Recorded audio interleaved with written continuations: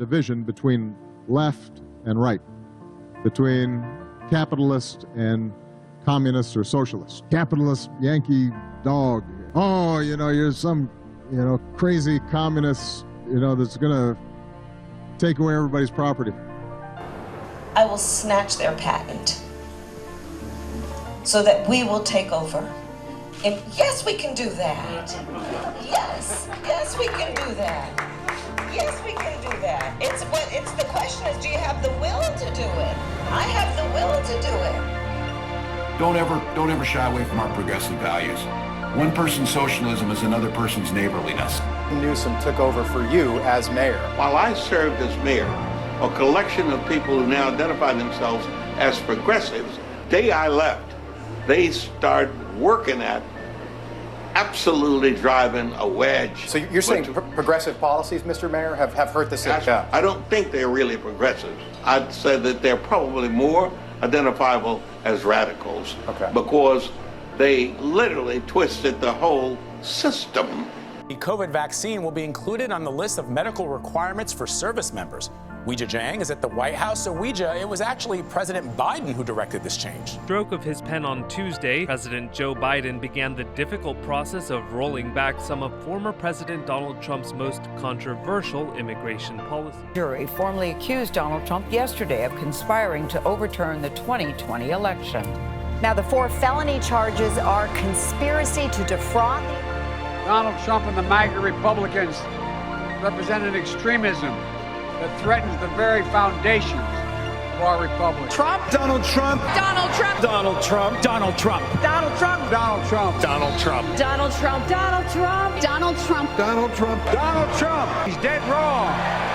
Who in the hell does he think he is? Who does he think he is destructive to our democracy. It's to be eliminated. It's a little bit old, that chart. That chart's a couple of months old, and if you want to really see something that said, take a look at what happened. To understand how we got here, we must go back to 1917. The Bolsheviks stormed the gate.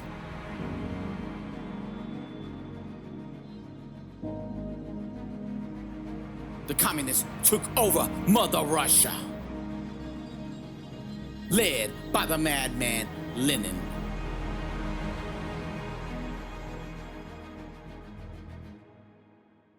Lenin and the communists were not just planning to take Russia, but the United States as well. The labor strikes and the riots began, organized by Lenin and American communists. Violence broke out with rage and fires. Wall Street, September 16, 1920, at 12:01 p.m., a horse-drawn carriage with 100 pounds of dynamite and 500 pounds of weight exploded, killing 4 people and injuring 143. No one claimed responsibility. It was believed to be the Galenist anarchist group organized by Communist Party USA. Moscow was the revolution center of the world. This was known as the Communist International, known as the Comintern.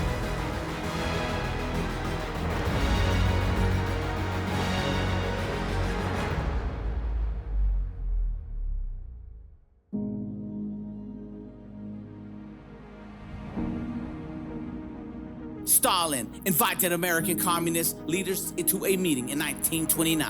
Stalin accused them of deviating from the party lines. He asked them to step down. They're attracting too much attention. American communists refused to step down in defiance. Stalin stood up, enraged, yelling, "Go back to US and you will only teach communism to your family members." American communists knew Stalin was nobody to be messing with, so they obeyed their master. Stalin and the communists were waiting for the perfect moment. Stalin believed it was only 5 minutes until the time to chop off the head of the capitalist. It was 1929. The stock market crashed, so the communists made their big move.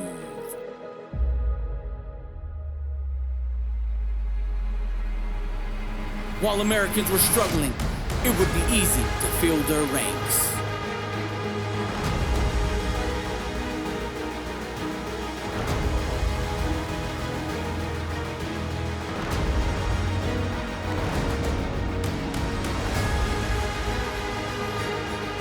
stock market crashed, their numbers multiplied by the thousands.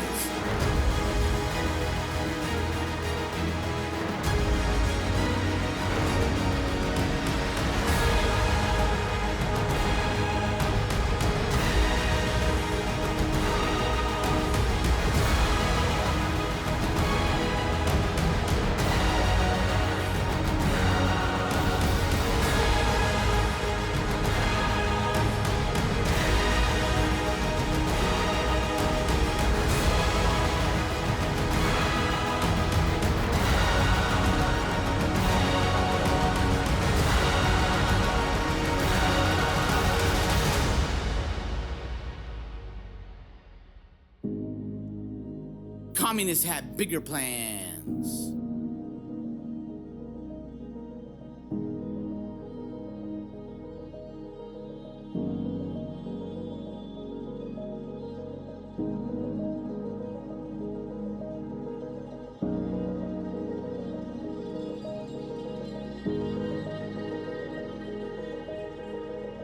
Stalin had plans for Africans and black Americans. It was called the Negro Question. Saw a black man, white man, working together, selling the Daily Worker. And each of them saying that lynching should be abolished. I concluded that this was the hand to shake. I joined the Communist Party because of this. Communists also made efforts to hijack the American Civil Rights Movement. As early as the late 1920s, the Communist Workers' Party of America believed there would be great potential for revolution among black Americans. A communist propaganda handbook published in 1935. The Negroes in a Soviet America proposed a racial revolution in the South, including the establishment of a Negro Republic, to be combined with overall proletarian revolution. In the 1960s, elements of the civil rights movement received support from the Soviet and Chinese Communist parties. The Extremist Revolutionary Action Movement and the Mao's Black Panther Party were supported or directly influenced by the CCP, whether in terms of its organizational structures or ideological program. The Black Panther Party looked up to the CCP as its role model, using slogans such as Mao's "Political power grows out of the barrel of a gun," and "All power belongs to the people." Mao's Little Red Book was a must-read for all members. Like the CCP, the Black Panthers advocated violent revolution. One of the Panthers' leaders, Eldridge Cleaver, predicted in 1968 a wave of terror, violence, and guerrilla warfare. At many black gatherings, participants waved the Little Red Book, mimicking the Red Guards who were doing the same thing in China. Commies infiltrated the civil rights movement.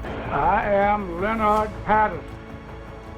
When I was a young man, only 23 years old, I joined the Communist Party. I was a member of the National Executive Committee of the American Young Communist League. In 1930, I was the official communist candidate for election to New York State Assembly. I knew Gus Hall and other top-ranking American communists very well, because I trained with them at the Lenin University in Moscow.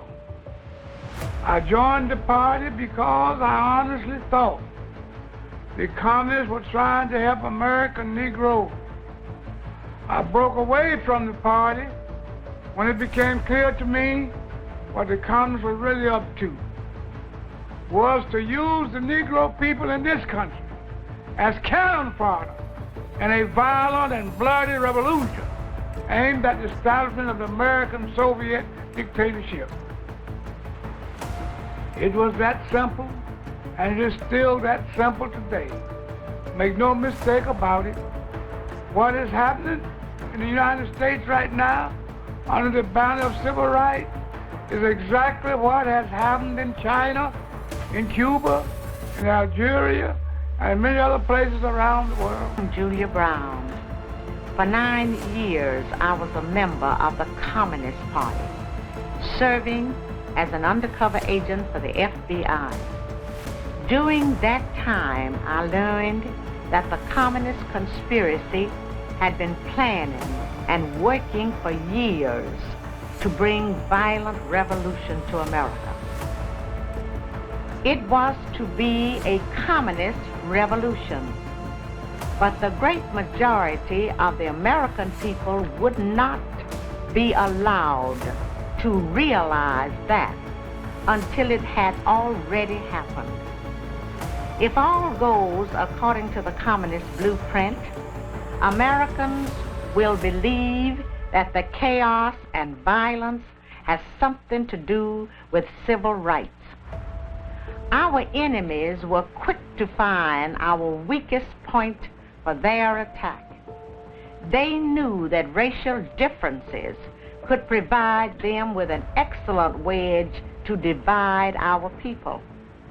Their strategy simply has been to keep hammering on that wedge, to drive it deeper into our social structure, to open all wounds that have long since healed, and deliberately to create new ones wherever they can.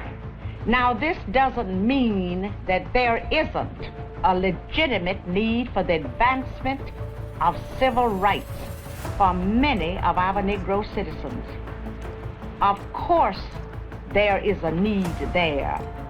Otherwise, communist agitators posing as civil rights leaders could never hope to enlist massive support for their schemes.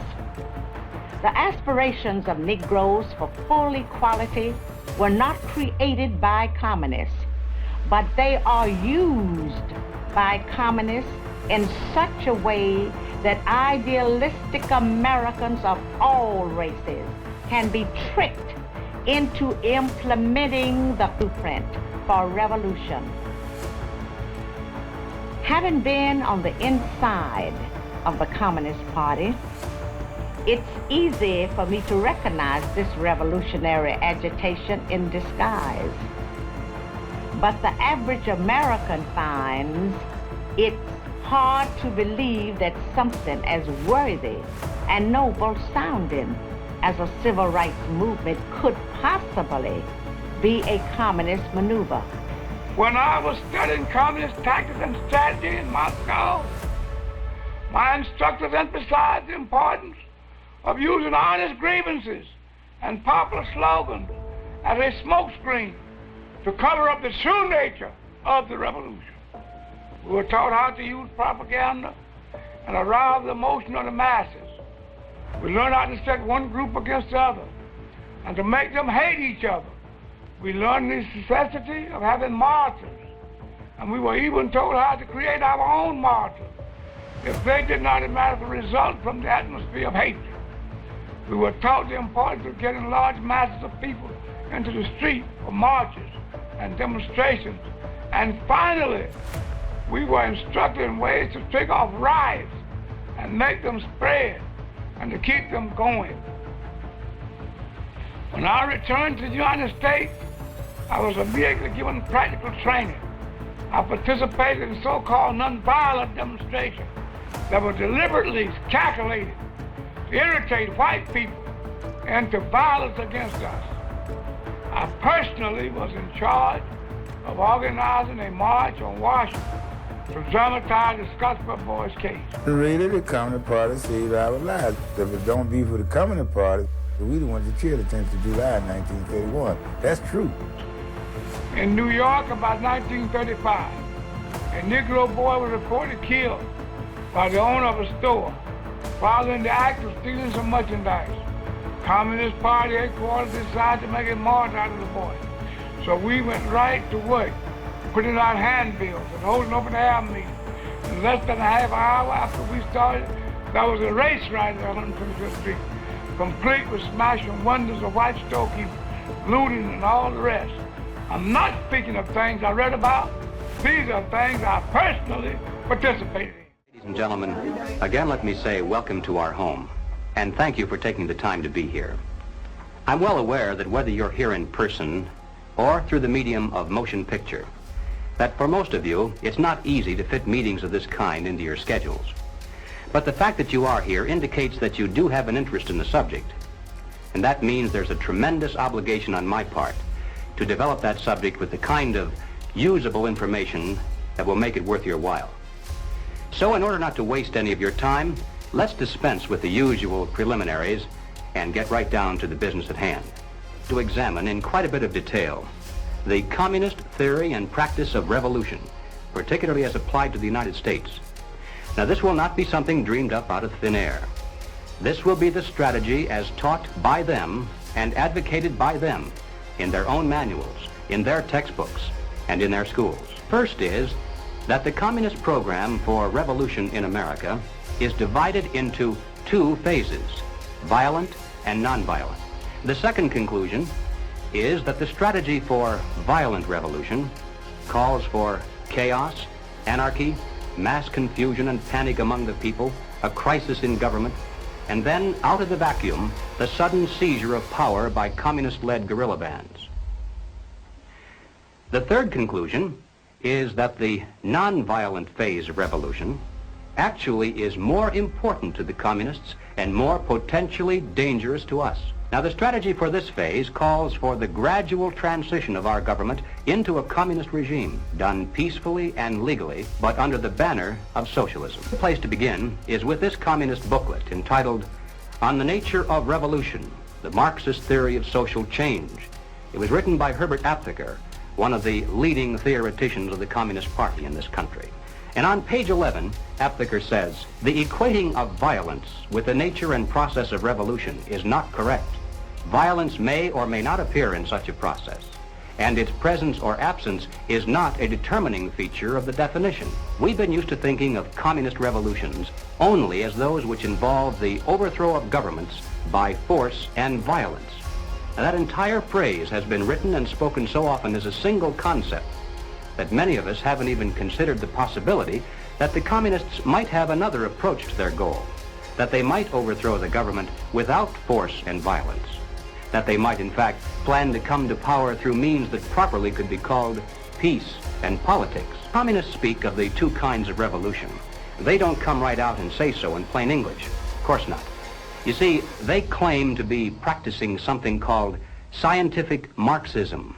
And so they have to dress up these crude concepts in elaborate phraseology. For instance, when the communists speak of violent revolution, they describe it as a war of national liberation. They'll refer to this violent type of revolution as an anti-imperialist war or an anti-colonialist war. But they all equal the same thing.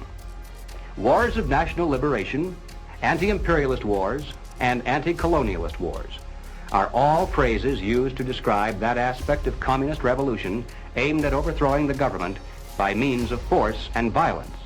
To describe their nonviolent revolution, the communists most often use the term proletarian revolution, but they also refer to it as the socialist revolution and sometimes as the anti-monopoly struggle. But here again, they all add up to the same thing. The proletarian revolution, the socialist revolution, and the anti-monopoly struggle are all merely different ways in which the communists describe their strategy for overthrowing the government through non-violent means. In 1960, the representatives from communist parties all over the world gathered in Moscow and issued a joint declaration which included this statement: our time, whose main content is the transition of capitalism to socialism, is a time of socialist revolutions and national liberation revolutions. In other words, simply stated, we're living in an era of two kinds of revolution, one violent and the other nonviolent. A document published by the Communist Party in this country in 1968. It's entitled The New Program of the Communist Party USA, Second Draft. Contemporary revolutions bear two distinctive marks. They are socialist, they are anti-imperialist. More than 1 billion human beings are now embarked on socialist revolution. A larger number is in varying stages of revolution for national liberation. As early as 1928, the communists declared that the racial differences among our people constituted the weakest and most vulnerable point in our social fabric. By constantly probing and straining at this one spot, they calculated that eventually the cloth could be torn apart and that Americans could be divided, weakened, and perhaps even set against each other in open combat. The Negro people, because of their secondary social status and their predominant working class composition, offered greater revolutionary possibilities than any other cross-section of the population. Now, this communist booklet, entitled American Negro Problems, was published in 1928. It was written by John Pepper, alias Joseph Pogany. Now, Pogany was sent to this country as the personal envoy of Joseph Stalin, and his specific mission was to bring the American Communist Party into line with the policies and directives from Moscow, particularly with regard to the Negro question. And here is what Pogany said. The Communist Party of America, in its fight against imperialism, must recognize clearly the tremendous revolutionary possibilities of the liberation movement of the Negro people. It is the basic duty of the Communist Party to develop all revolutionary possibilities of the Negro race. The Black Belt in the South constitutes virtually a colony within the body of the United States of America. Self-determination means the right to establish their own state, to erect their own government if they choose to do so. The Communist Party of America must come out openly and unreservedly for the right of national self-determination for the Negroes. But it would be a major mistake to believe that there can be any other revolution in imperialist America than a proletarian revolution. In 1935, we come to this communist booklet entitled The Negroes in a Soviet America, written by James Ford and James Allen.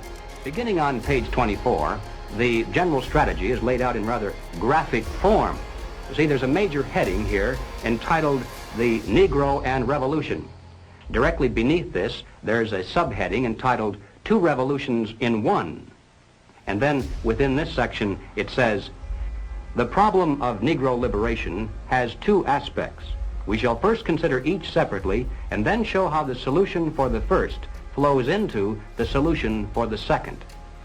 Now, the next subheading then is entitled The Rebellion of an Oppressed Nation, and the section that follows that describes the violent revolution that must be fought to liberate the Black Belt of the South. There's another subheading entitled The Proletarian Revolution, and here we begin to get an idea finally of what this phase of the revolution is all about. It says, capitalism is decaying. It is an outworn system. Capitalism is based upon the private ownership of machines, factories, railroads, land, and all other means of production. Only one thing can do away with the basis for the existence of capitalism, the expropriation of the capitalists. Subheading entitled The Combination of Two Revolutions, the communists reveal how the two phases of their revolution are related to each other and which of the two is most important to them. Between the proletarian revolution and the revolution of the Negro people, there is a living link. This is the working class. Here reposes the leadership of the two aspects of the revolution. But the Negro communist is first and foremost the exponent of the proletarian revolution. Affairs is the official monthly magazine of the Communist Party in this country. The date on this particular issue is November 1968. The feature article for that month was The Right of Black America to Create a Nation, written by communist theoretician Claude Lightfoot. Page 9, he says, we should call for a plebiscite of all black Americans on whether they want to remain in the general Commonwealth or to establish another nation within the continental United States. Thus, the slogan of self-determination today means the struggle for the right of black America to form a nation if it elects to do so. You may have wondered why the Communist Party has been a staunch supporter of the drive to place a black studies curriculum into our high schools and colleges. Well, the reason becomes obvious the minute you take a look at the textbooks and the study guides. The net effect of these courses on the students who enroll is to create a consciousness of nation. By stressing the historical and cultural differences between our black and white citizens instead of the similarities, the predictable impact upon the student is such that he'll view the communist call for a separate nation with far more acceptance than his parents did. Under the guise of academic balance, these courses have become a brilliant device for conditioning young people to accept still one more part of the total program for revolution. Now, here is a book that I think ought to be in every home library. It's entitled Color, Communism, and Common Sense by Manning Johnson. Now, as you can see from his photograph, Manning Johnson was a Negro, and he was also a member of the Communist Party. He joined the party as a young man because he honestly believed that the communists were trying to improve the conditions of his people. He was a dedicated communist, and eventually he rose to one of the highest ranks. He was appointed to the National Negro Commission of the Communist Party, USA. But after many years, Manning Johnson finally came to the realization that the communists weren't the least bit interested in improving the conditions of the Negro people. He discovered that instead they were merely planning to use his people, and these are his words, to use them as cannon fodder in a bloody revolution to destroy America. And when he woke up to this, he dropped out of the party and devoted the rest of his life trying to alert his fellow citizens of all races to the true nature of the Communist Party as he knew it to be from the inside. And this book contains much of that story. Black rebellion was what Moscow wanted. Bloody racial conflict would split America.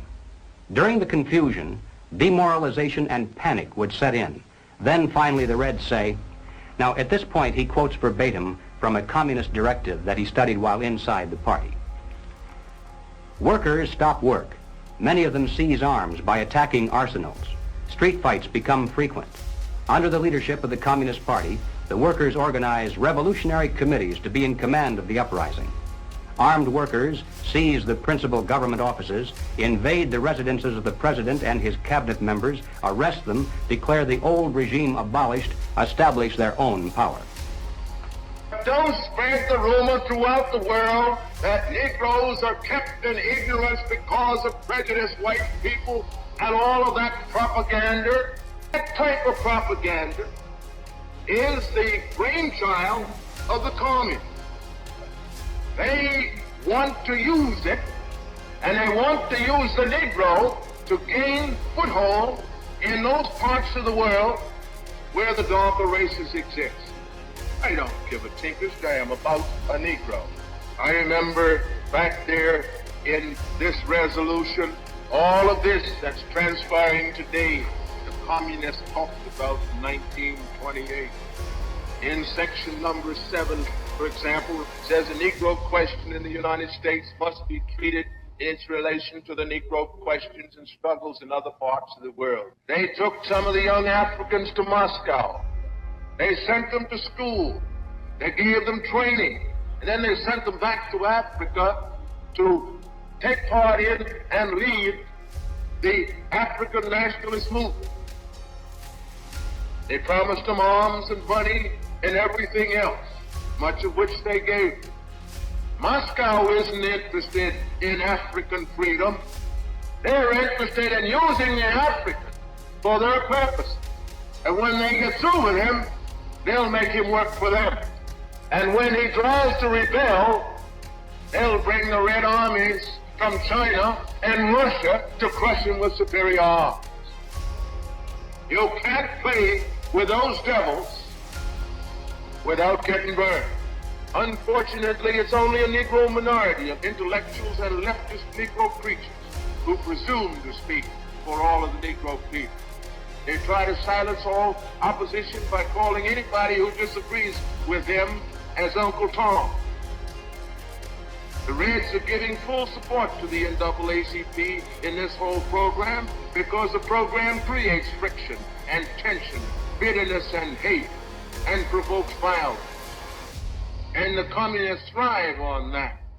Beneath all of the racial unrest, at the root of all racial unrest in the country is the clammy, cold, bloody hand of communism. We must arrest it, and we must try to bring America back to sanity. And let us pray and work that the misunderstanding, the bitterness, the hate, and the frustration, and the tension that exists may disappear, and that the Spirit of God, the Spirit of truth, the Spirit of charity may prevail again amongst our people.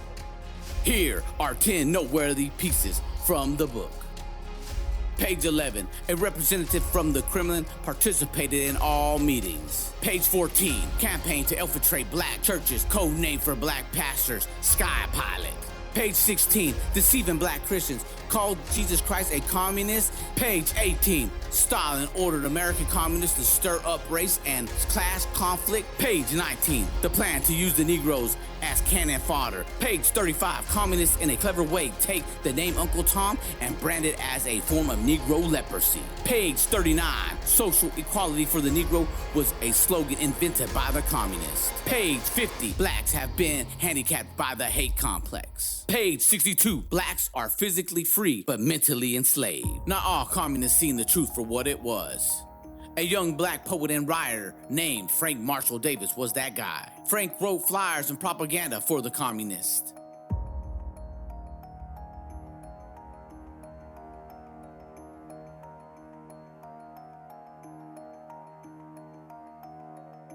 These newspapers were front groups for the communist propagandist.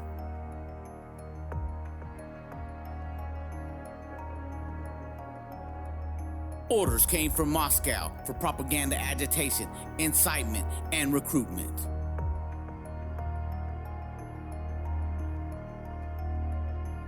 Commies targeted disgruntled GIs for recruitment. Frank Marshal Davis was the editor-in-chief. Though Frank was not a professional agitator, he was involved in planning and teaching.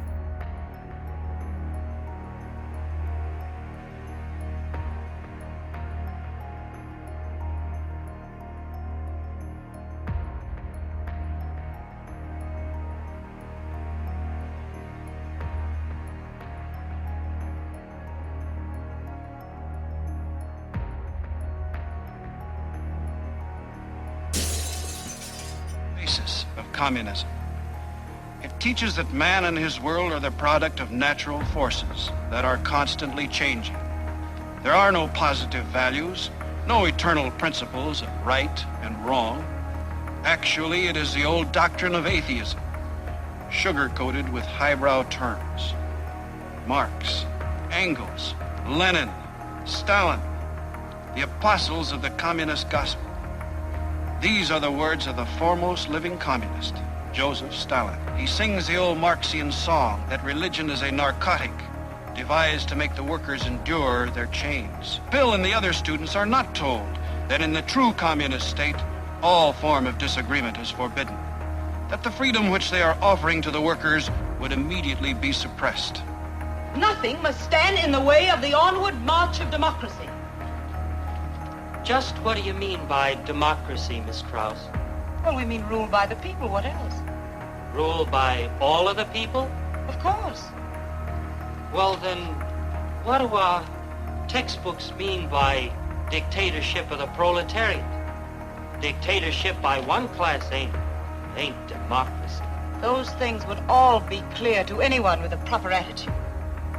But the truth don't change according to somebody's attitude. There's only one kind of truth.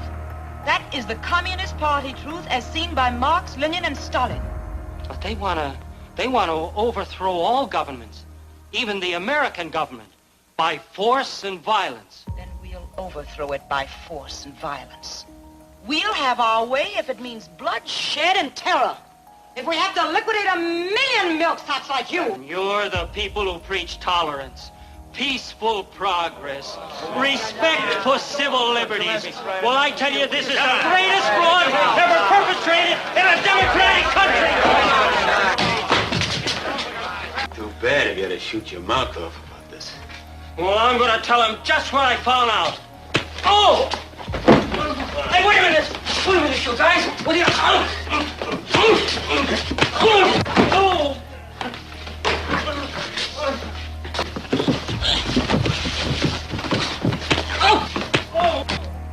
Is it getting to be too much even for you, Nina? After all those years in the party? You knew about the communist goon squads who take care of the Riachis, the little men who dare to raise their voices. These are the people who rant about the injustice of capitalist democracy. Communists would use murders that they committed to play victim.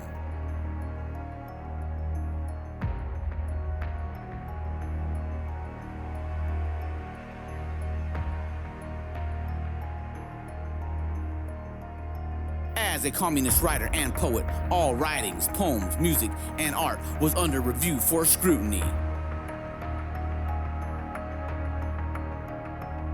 The important duties of the party committee is to study and direct the works of communist writers, scientists, and musicians, and to see that their efforts do not deviate from the approved party line. One of the members of this group has been accused of such deviation. Henry Solomon's poem, written in honor of Karl Marx, has been found objectionable. Wondering whether it was the committee that found that poem objectionable or whether that decision came from some higher body outside of this country. I heard of things like this being put over in communist-dominated countries. Philosophers being compelled to deny the facts they uncovered. Musicians forced to compose the kind of music that ignorant commissars demanded, and poets and journalists denied the freedom of expression.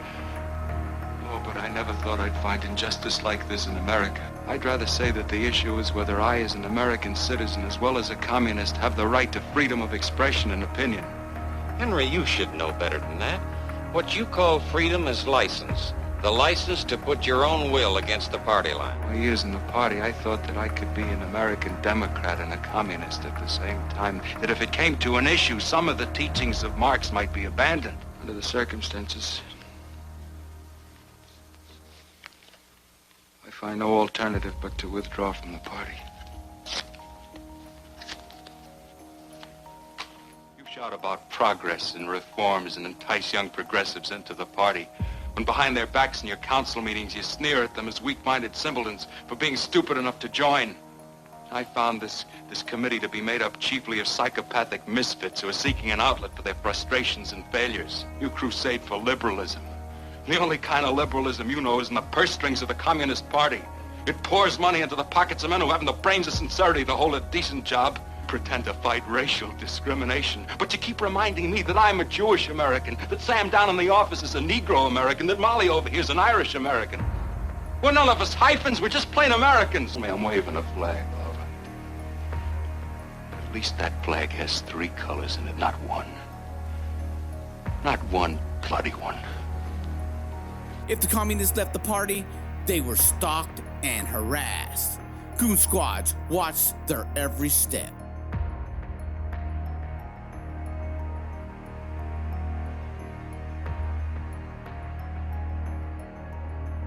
Frank wrote articles for those who went against the party lines, calling them renegades.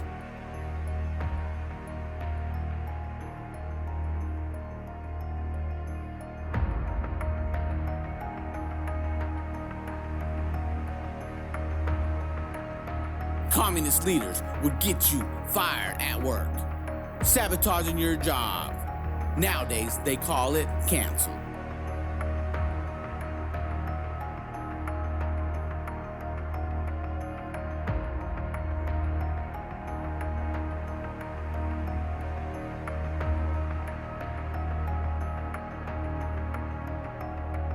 Maybe going away suddenly, if I do.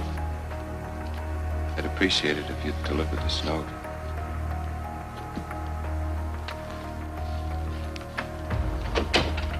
Mr. Partridge, I want to talk to you about this. It's one thing to ostracize me, all right. We have ideological differences.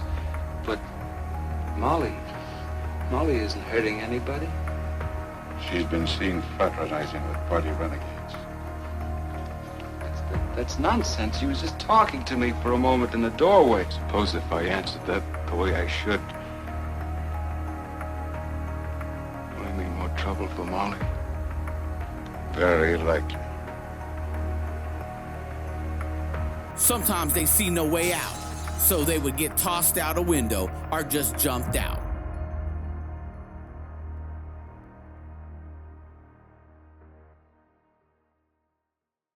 1968, Frank Marshal Davis wrote Sex Rebel, a quasi-pornographic novel under the alias Bob Green. Bob was a bisexual pedophile that seduced a 13-year-old girl named Ann. The only question is this book fiction or non-fiction?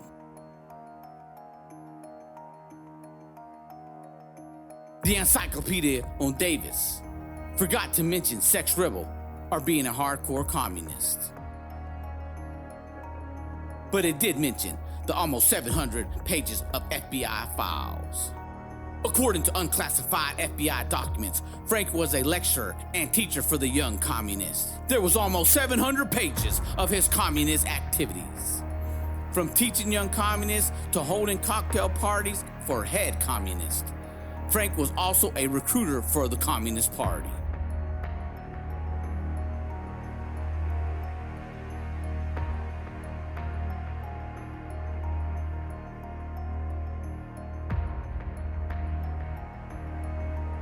Frank taught communism at the Abraham Lincoln School on the south side of Chicago. This was a hotbed for communist activity. Frank was a member of many communist front groups.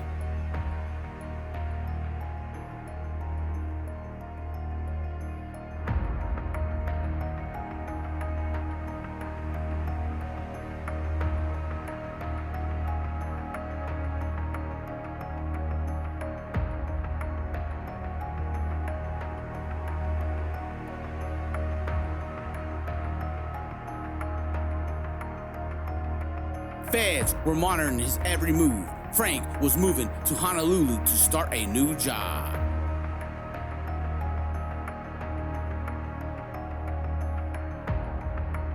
Frank loaded up and headed to Hawaii to work for Honolulu Record, a communist propaganda machine. Koji Hiroshi offered Frank a new assignment. Hiroshi was trained with the communists. He was a psychological warfare expert.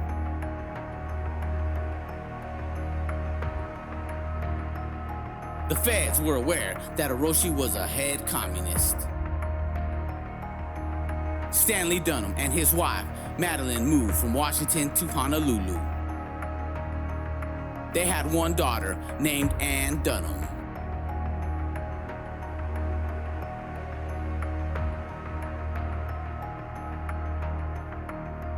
Ann had a little boy named Barry Soetoro, also known as Barack Obama. Barack's maternal father was from Kenya. He was absent. Obama Sr. was actually a socialist. Ann was too busy being an anthropologist, no time for Barack. Barack Obama needed a mentor. So his grandfather asked his best friend, card-carrying communist Frank Marshal Davis, to be that mentor.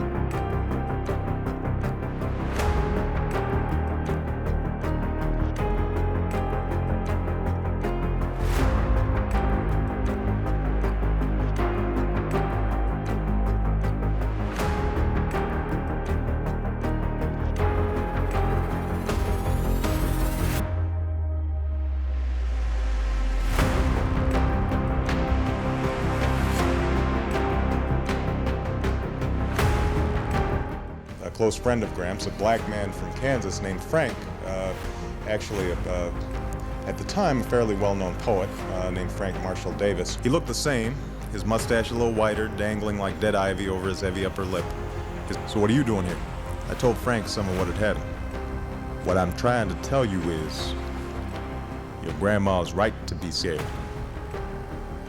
She's at least as right as your grandpa is. She understands that black people have a reason to hate. That's just how it is. For your sake, I wish it were otherwise. but it's not. So you might as well get used to it.